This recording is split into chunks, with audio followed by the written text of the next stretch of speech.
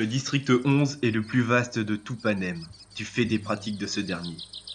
Ce n'étaient que des champs et des vergers à perte de vue. L'ironie de ce district est qu'il mourait de faim. Si un de ses habitants était surpris à voler ce qu'il produisait, alors au mieux il était battu sur la place publique.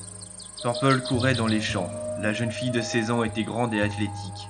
La course de fond était sa spécialité et son seul loisir lors du rare temps libre que disposaient les fermiers de Panem. Elle était en retard pour la moisson. Ses nombreux frères et sœurs l'attendaient quand elle entra chez elle. La sueur faisait briller sa peau noire d'ébène. Sa mère, dont les multiples grossesses avaient affaibli, lui lança. « T'es enfin là? Ça fait 1 heure que tu aurais dû être là, Purple. T'es coiffé comment en plus? Tu crois que c'est présentable? » Purple ne dit rien. De toute façon, pensa-t-elle, on ne rend pas les vaches belles avant de les envoyer à l'abattoir. C'était pareil. Quoique les vaches ne passaient pas à la télé, elle. Elle ne devait pas non plus s'entretuer. Sa mère lui fit sa dernière tresse. Je m'inquiète pour vous, mes enfants. J'ai plus de chance que n'importe qui de voir un de vous deux partir cette année.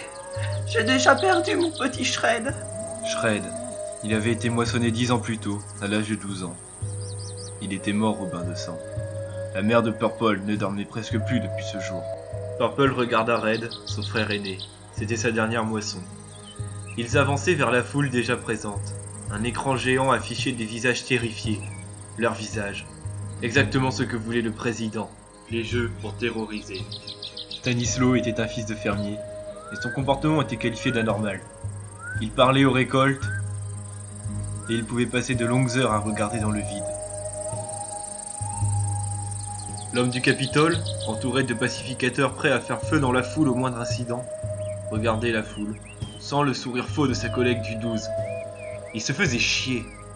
Les deux mentors du 11, un gorille énorme qui avait gagné en écrasant la tête de son adversaire entre ses deux mains, et une fille, fine et athlétique, qui avait fait preuve d'une cruauté malsaine, se tenaient à côté du capitoliste.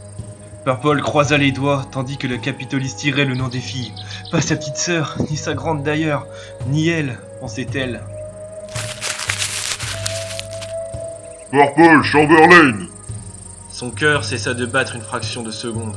Non, pas elle. Stanislaw Wolondinsky! La foule se retourna en direction du garçon, qui était dans son monde. Son voisin, gêné, lui donna un coup de coude discret. Stanislaw leva alors la tête et hurla « Moi !» Deux pacificateurs descendirent de l'estrade et l'attrapèrent chacun par un bras, retranscrit en gros à l'écran.